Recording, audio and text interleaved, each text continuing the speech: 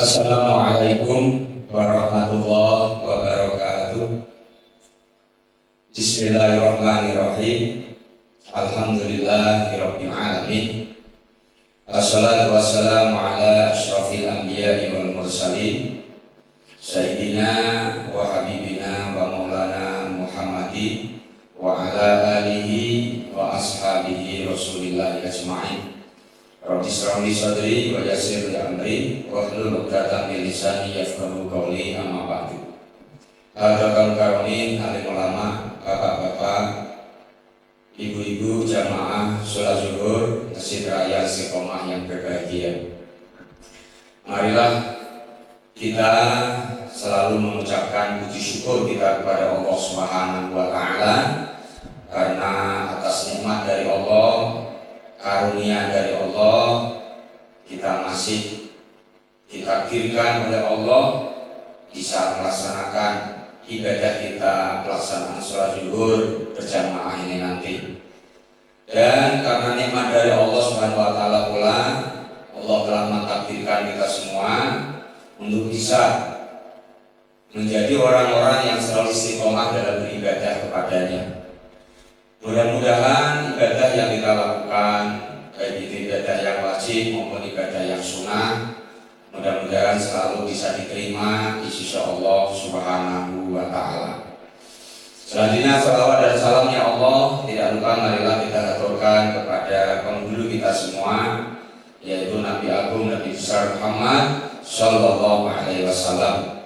Nabi yang sangat kita harapkan untuk bisa kita mendapatkan syafaatnya dan pertolongannya.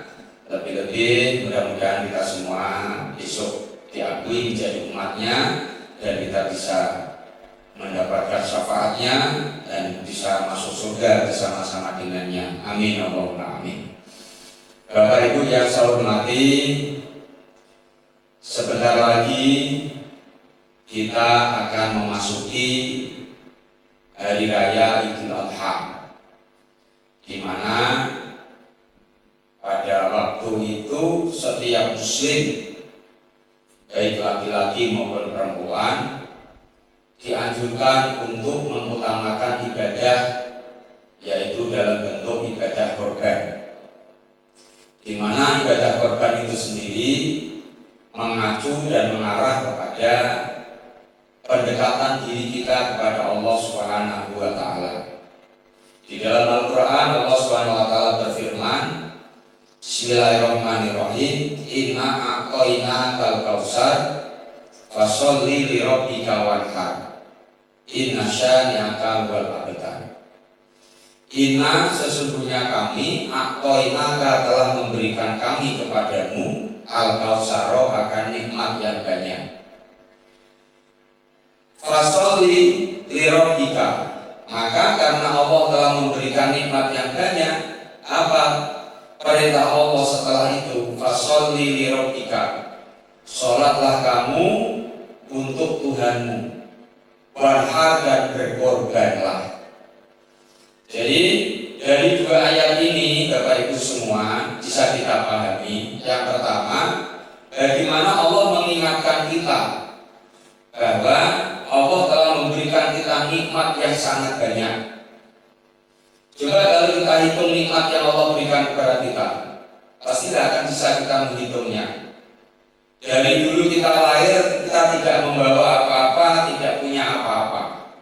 Sekarang apapun kita punya, apapun kita miliki. Artinya kenikmatan yang Allah berikan itu sudah sangat luar biasa banyaknya yang telah Allah berikan kepada kita. Lebih-lebih kita ini yang sudah Allah berikan nikmat umur panjang, ya, di usia kita yang melewati daripada 40 tahun ke atas.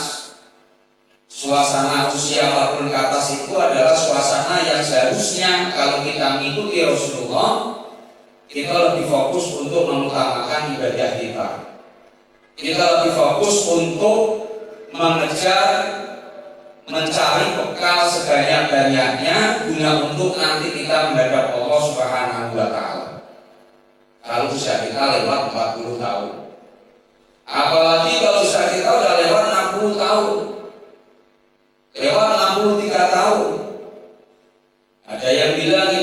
umur bonus dari Allah. Karena Rasulullah sendiri usianya 63 tahun. Maka kalau ada umatnya yang lebih dari itu, sudah menikmati usia bonus dari Allah Subhanahu wa Ta'ala. Maka harapannya di usia-usia kita yang sudah tua ini, tidak lain kita berharap lebih memfokuskan diri untuk perbaikan diri kita di dalam menjangkau kebahagiaan di akhirat nanti. Maka setelah Rasulullah diingatkan oleh Allah, inna a'tainakal kautsar, aku telah berikan nikmat yang sangat banyak. Berarti kepada kita juga itu peringatannya. Dan Al-Quran bukan untuk Nabi kita saja, untuk kita semua. Jadi seakan-akan Allah berkata kepada kita, aku telah memberikan kau nikmat yang banyak, maka fasholli lirabbika, sholatlah untuk Tuhanmu. Dan ayat ini perintahnya sholat, tidak disebutkan sholat apa-apa. Bisa diartikan semua sholat bisa boleh. Namun dalam konteksnya ayat setelahnya wadha dan bertobatlah, maka ulama sepakat kalau sholat yang dimaksud di sini adalah sholat hari raya Idul Adha. Maka besok ketika kita sudah memasuki waktu hari Idul Adha itu, ada dua ibadah yang harus kita jalankan. Kalau bisa semuanya, kalau tidak bisa jangan lepas kedua-duanya. Yang pertama apa? Yaitu sholat Id berjamaah bersama-sama. Yang kedua berkorban. Nah, kita bicara masalah korban ini, makna dari korban sendiri adalah koroba yang robu korbanan, artinya mendekatkan diri. Jadi segala upaya ibadah yang diniatkan untuk mendekatkan diri kita kepada Allah, itu bisa diartikan ibadah korban. Apa yang bisa kita korbankan? Apapun yang kita punyai bisa kita korbankan niat untuk mendekatkan diri kita kepada Allah. Nah, namun dalam konteks korban yang sebenarnya adalah upaya orang di dalam menyisihkan sebagian hartanya untuk membeli binatang yang cukup untuk persyaratan dijadikan korban. Bisa itu kambing, bisa itu domba, bisa itu sapi atau unta. Kita beli, kemudian kita serahkan untuk dikorbankan, dan dengan niat semata-mata untuk mendekatkan diri kita kepada Allah Subhanahu wa Ta'ala. Maka Bapak Ibu yang saya hormati, dalam konteks ini Pak, yang terjadi di masyarakat itu ada dua sistem.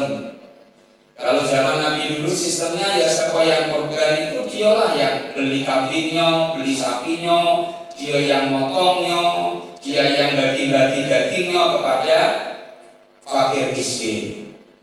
Nah, namun juga ada salah kalau kita kemudian membawa uang, kemudian kita serahkan ke panitia masjid terdekat untuk kita jadikan iuran korban. Untuk nanti 7 orang dapat 7 orang beli 1 sapi. Nah, makanya dalam hal ini panitia atau pengurusan dalam masjid itu dinamakan wakil. Orang yang mewakili orang yang iuran tadi.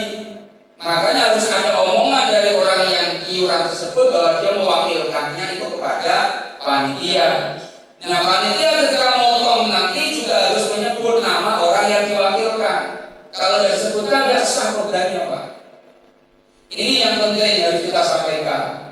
Pertama itu orang yang berkorban harus niat dulu, niatnya ikhlas karena Allah. Yang kedua niatlah untuk diwakilkan dalam pemotongannya ini. Yang enak jelaskan kan wakil itu pasrah pun seluruhnya Pak. Kadang-kadang bermajalah duit tinggal pergi udah tinggal duduk manis saja. Ya coba lah. Kalau memang kita tidak bisa motong sendiri, setidaknya kita menyaksikan ketika binatang kita dipotong. Itu kesunahannya.